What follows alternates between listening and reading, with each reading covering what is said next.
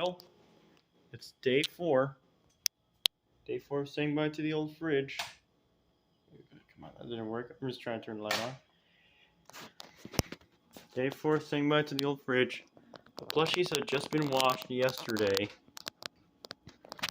I'm still very much going to miss that logo, as I've explained several times throughout this series. It is on right now. It's running. The glasses just fell. On. The ice cubes.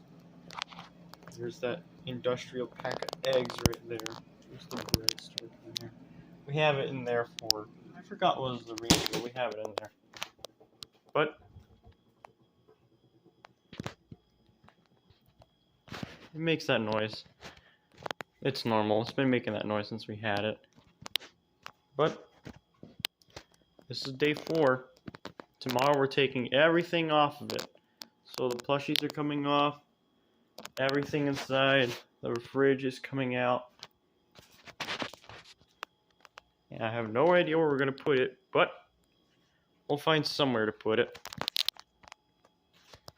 We'll find somewhere.